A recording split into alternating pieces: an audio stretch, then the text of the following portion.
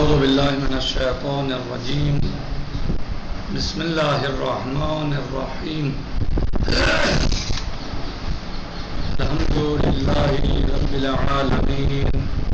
الصلاة والسلام علی اشرف الخلق محمد وآلہ الطیبین الطاہرین اللهم صل على محمد وآل محمد وعجل فرجہم۔ ہماری گفتگو سورہ مبارکہ حجرات میں آیت نمبر 10 کے ذیل میں چل رہی ہے۔ بسم اللہ الرحمن الرحیم انما المؤمنون اخوة فاصلحوا بین اخویکم واتقوا اللہ لعلکم ترحمون۔ مومنین ایک دوسرے کے بھائی ہیں، لہذا دو بھائیوں کے درمیان صلح کرا دو اور خدا کا تقوی اختیار کرو تاکہ اس کی رحمت میں شامل ہو جاؤ۔ اس آیت شریفہ کے ذیل میں ہم نے بہت سی باتیں بیان کی ہیں تفسیر نمونہ کے اعتبار سے، اور گزشتہ درس ہمارا اس آیت شریفہ کے بارے میں چند نکات میں چل رہا تھا، جن میں ہم نے بعض نکات کو بیان کیا، اور آج ہم ان نکات میں سے جو دال ہے، یعنی نقطہ جو دال ہے، اس کے بارے میں ہم گفتگو شروع کرتے ہیں۔ یعنی اب تک ہم نے الف پڑھا، بے پڑھا اور جیم پڑھا، اور اب دال کو ہم، حالانکہ تھوڑا شاید کل اس میں ہو گیا تھا، ہے سے شاید آج ہے، کوئی مشکل نہیں، تو اس میں ہم دال اور ہے کو اور باقی نکات جو ہیں ان کو دیکھتے ہیں اور پڑھنے کی کوشش کرتے ہیں۔ دال گفتگو کے طریقے سے اصلاح کے مراحل میں حاکم شرع کی اجازت ضروری نہیں ہے،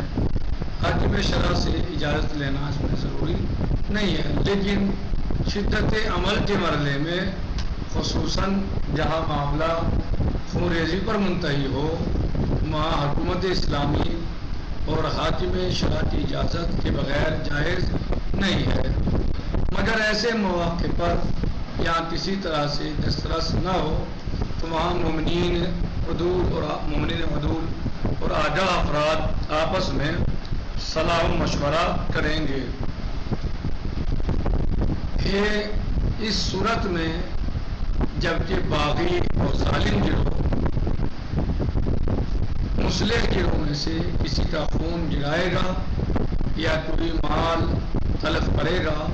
تو شریعت کے حکم کے مطابق، تو شریعت مقدسہ کے حکم کے مطابق وہ ضامن ہے۔ یعنی اگر کوئی ظالم گروہ مصلح گروہ کا خون بہائے گا یا مال تلف کرے گا پھر وہ اس مال کا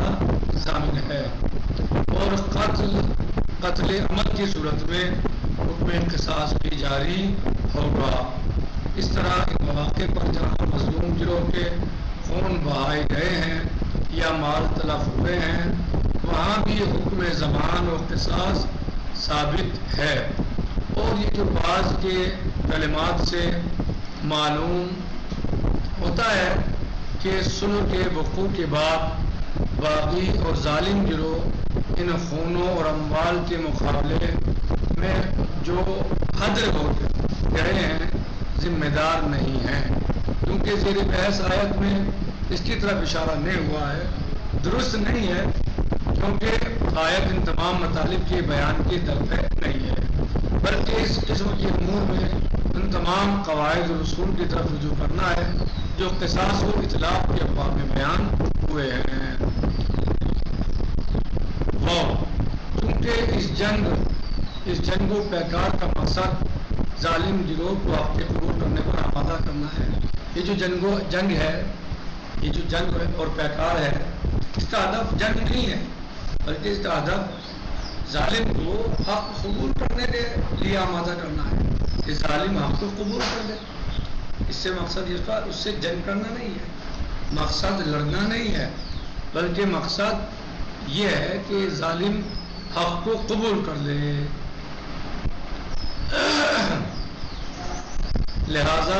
اس جنگ میں اسیران جنگ اور غنائم کا مسئلہ درپیش نہ ہوگا، کیونکہ جنگ نہیں ہے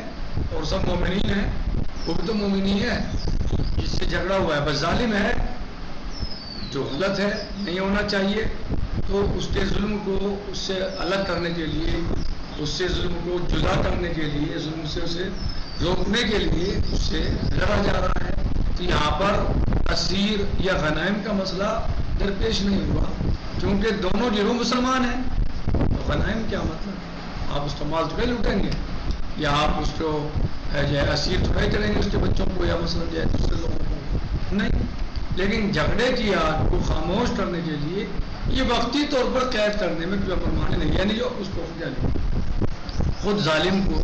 وقتی طور پر جھگڑے کی آگ ختم کرنے کے لیے اس کو قید کرنے میں کوئی حرج نہیں ہے یا کوئی امر مانے نہیں ہے، لیکن صلح کے بعد فوراً قیدیوں کو آزاد کرنا ہوگا، صلح ہوتے ہی قیدیوں کو آزاد کرنا ہوگا۔ جی اب آئیے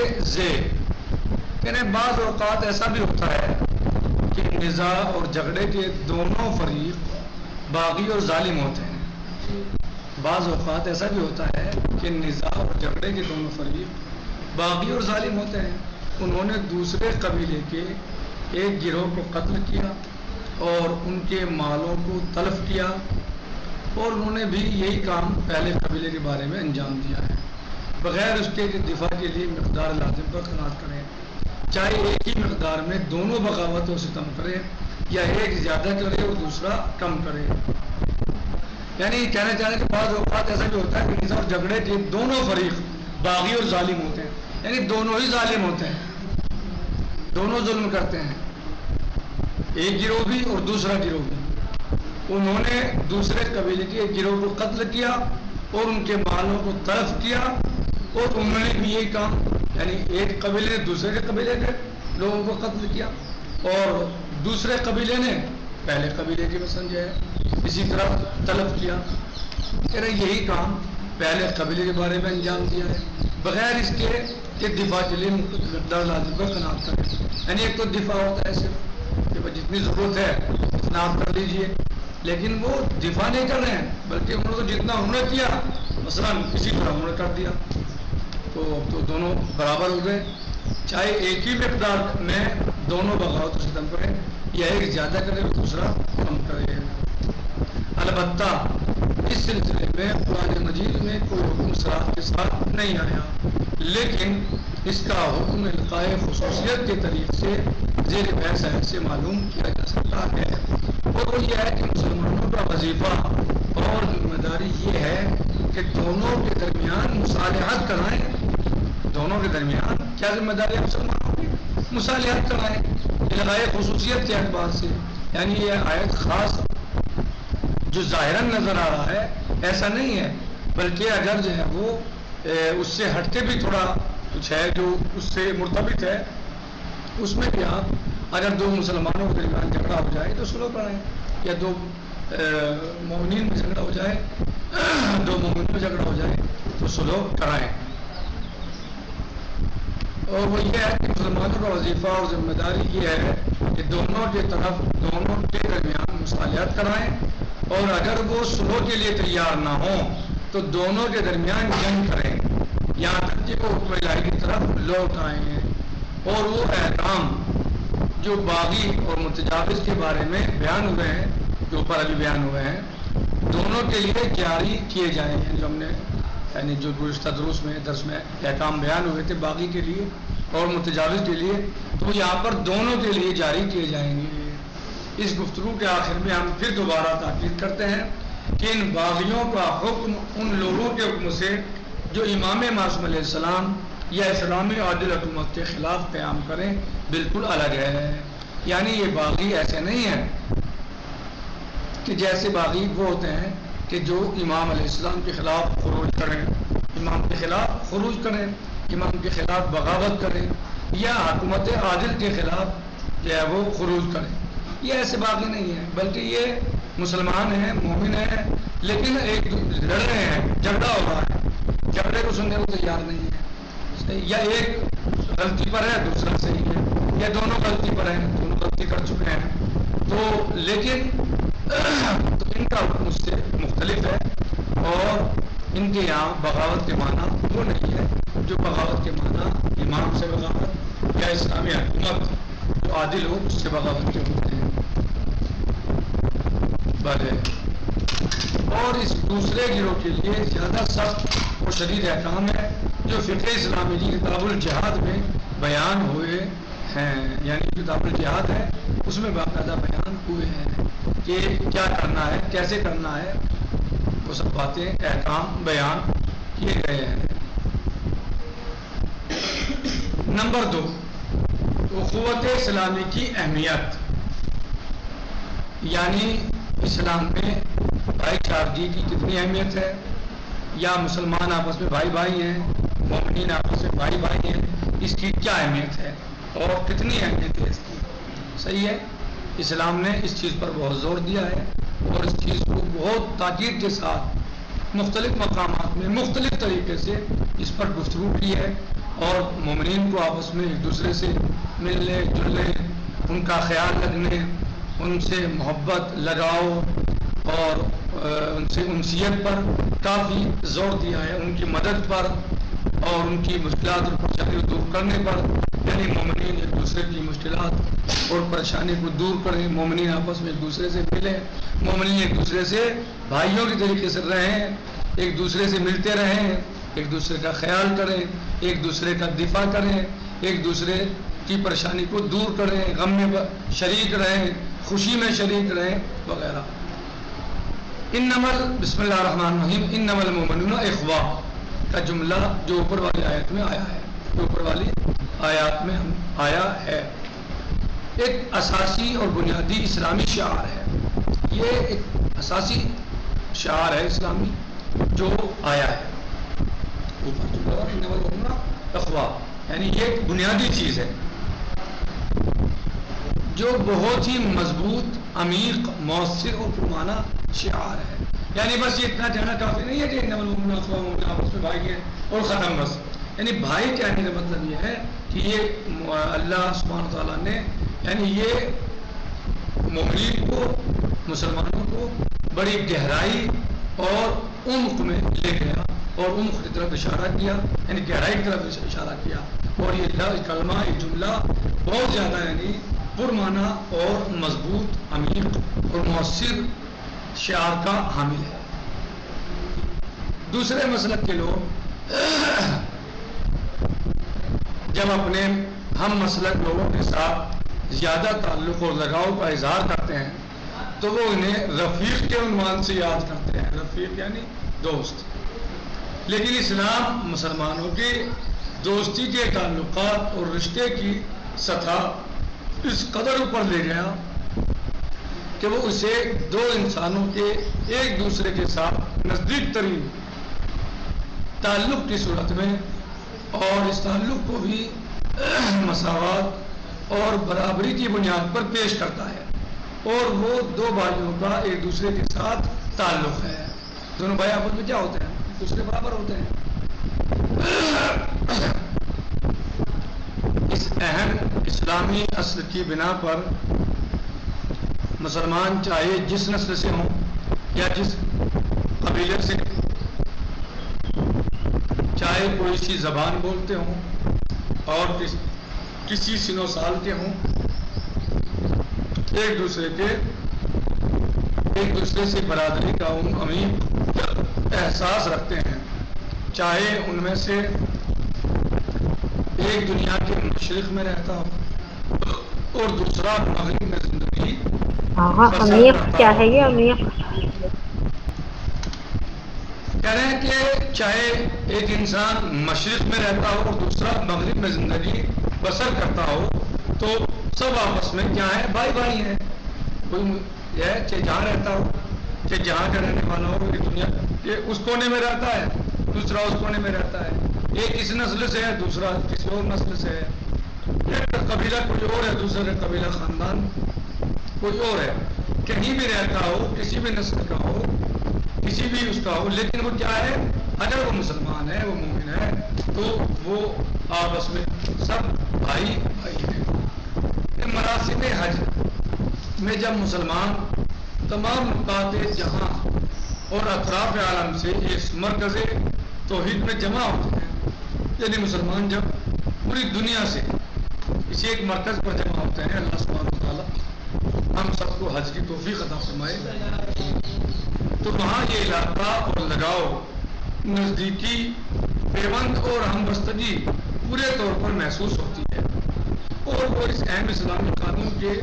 بین ہی پورا ہونے کا ایک منظر پیش کرتا ہے۔ دوسرے لفظوں میں اسلام تمام مسلمانوں کو ایک خاندان سمجھتا ہے اور سب کو ایک دوسرے کے بہن بھائی کہہ کر خطاب کرتا ہے، نہ صرف الفاظ میں اور نعرے کے طور پر جیسے بول دیتے ہیں ہم سب بھائی بھائی ہیں، ایسا نہیں، سب نعرہ ہے، نہیں، نعرہ نہیں ہے، بلکہ عمل میں اور آپس کی ذمہ داریوں میں سب بہن بھائی ہیں، سب آپس میں بہن بھائی ہیں۔ اسلامی روایات میں بھی اس مسئلے پر بہت زیادہ تاکید ہوئی ہے، خاص طور پر اس کے عملی پہلوؤں کو اجاگر کیا گیا ہے۔ ہم ذیل میں چند پرمعنی احادیث آپ کی خدمت میں پیش کرتے ہیں کہ جہاں پر اسلام نے آپس میں مسلمانوں کو کتنا اچھی طریقے سے بھائی بھائی کے طور پر یا ایک بہت زیادہ قریبی کے طور پر، اور کس طریقے سے حقوق بیان کیے ہیں ایک دوسرے کے، آپس میں مسلمانوں کے یا مومنوں کے، کیسے اس طریقے سے بیان کیا ہے اور اس پر تاکید کی ہے۔ ہم ذیل میں چند پرمعنی حدیث آپ کی خدمت میں پیش کرتے ہیں۔ نمبر ایک حدیث میں پیغمبر جناب اسلام صلی اللہ علیہ وسلم سے منقول ہے، المسلم اخو المسلم لا یظلمہ ولا یخذلہ ولا یسلمہ۔ مسلمان، نبی پاک کیا فرماتے ہیں؟ مسلمان کا بھائی ہے، وہ ہرگز اس پر ظلم و ستم نہیں کرتا، اس کی مدد سے دستبردار نہیں ہوتا اور اس کو حوادث کے مقابلے میں تنہا نہیں چھوڑتا۔ یعنی مسلمان آپس میں بھائی ہیں، مومنین آپس میں بھائی ہیں، وہ ہرگز ایک دوسرے پر ظلم نہیں کرتے، صحیح، ایسا نہیں کہ وہ ایک دوسرے پر ظلم کرتے ہو، نہیں، بلکہ وہ ظلم ایک دوسرے پر بالکل نہیں کرتے، اور نہ ہی وہ ایک دوسرے کی مدد سے دستبردار ہوتے، یعنی ایسا نہیں کہ ایک کو مدد کی ضرورت ہے تو دوسرا مدد کر سکتا ہے مگر نہیں کر رہا ہے، تو ایسا نہیں، اور اس کو حوادث کے مقابلے تنہا بھی نہیں چھوڑتے، یعنی اس کو پریشانیوں میں، مشکلات میں یہ نہیں کہ تنہا چھوڑ کے بھاگ جائیں، ایسا بھی نہیں ہے۔ نمبر 2، ایک اور حدیث میں انہیں جناب سے نقل ہوا ہے، مثل الاخرین مثل الیدین یغسل احدہما الاخر۔ دو دینی بھائی دونوں ہاتھوں کے مانند ہیں۔ دو دینی بھائی یعنی جو مومنین ہیں وہ آپس میں ایسے ہیں جیسے انسان کے دو ہاتھ ہوتے ہیں۔ کیا ہوتا ہے؟ جن میں سے ہر ایک دوسرے کو دھوتا ہے۔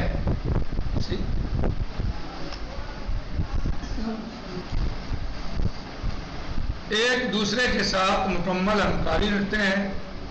اور ایک دوسرے کے عیوب کو پاک صاف کرتے ہیں. اگر کوئی مومن بھائی غلطی کی طرف جا رہا ہے تو اب دوسرا مومن بھائی کیا کرے گا؟ اس کو جانے دے گا؟ نہیں، بلکہ اس کو امر بالمعروف و نہی عن المنکر کرے گا. اگر غلطی کی طرف جا رہا ہے تو نہی عن المنکر کرے گا، اس کو برائی سے روکے گا، اسے سمجھائے گا، اس کی اصلاح کرے گا اور اس کو برائی سے روکے گا، اس کو ہلاکت سے روکے گا. یہ دو بھائی آپس میں مومنین کرتے ہیں ایک دوسرے کے ساتھ. خیر روایات اور بھی ہیں انشاءاللہ، باقی کل بیان کریں گے انشاءاللہ. آج ہم اسی پر اکتفا کرتے ہیں. الحمدللہ رب العالمین، والسلام علیکم ورحمۃ اللہ وبرکاتہ. فی امان اللہ. خدا حافظ.